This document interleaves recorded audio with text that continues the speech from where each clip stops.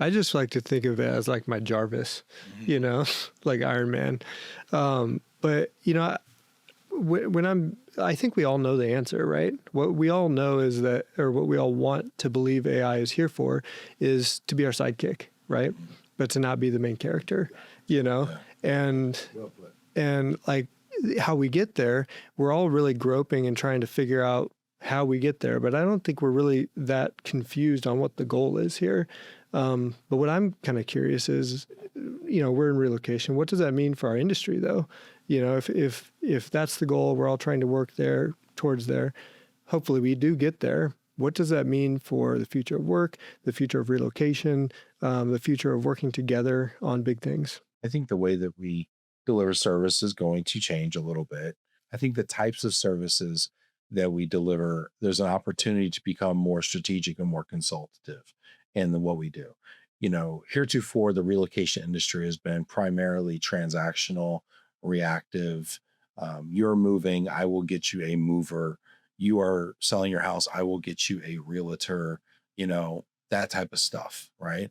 I would like to see us consulting more with the business to say, not how are you going to move these people to another place, but what place should you move them to and why? And what are the advantages from a native talent standpoint? What are the advantages from a tax standpoint? And be able to really do some of the really smart, valuable work that's upstream quite a bit from where we are. How often have you heard people in our industry complain that they want a seat at the table, that they want more relevance in their organization?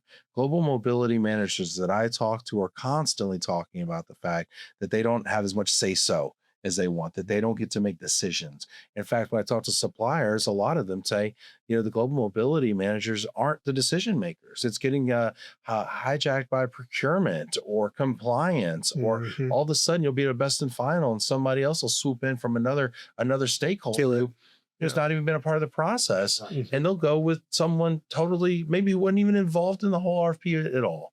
And you're wondering why that is. It's because we're not going upstream enough. We're not in the right rooms. And I think there's an opportunity to act more like consultants and advise organizations on their global talent strategy and not just the logistics of moving people around. Honestly, I just think our industry is a old school. It doesn't move very fast. I mean, it doesn't make changes that quick, especially when it comes to like just automation, so I don't see AI really doing too much in our industry anytime soon. I mean, some people will use it, but not the way you would see it from a tech industry point of view.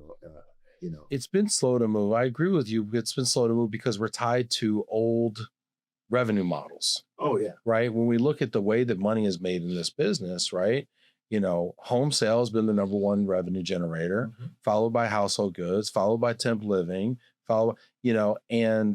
and that's how we've made money. That's what keeps the lights on, right? And we need to, I think, re-engineer a little bit around what our companies actually do and the services they provide. I think you should have always like a little 5 to 10% R&D budget, and you should always be kind of skunk working out, different cool stuff over here and developing in the background and testing and bringing clients in and kind of beta testing different products and services that you can do. But I think that's where we have to go, because ironically, I look at big four consulting firms. I look at a lot of these really smart organizations that are starting to get into global mobility. I'm like, well, what are y'all doing? Yeah. What do you know about it? Yeah.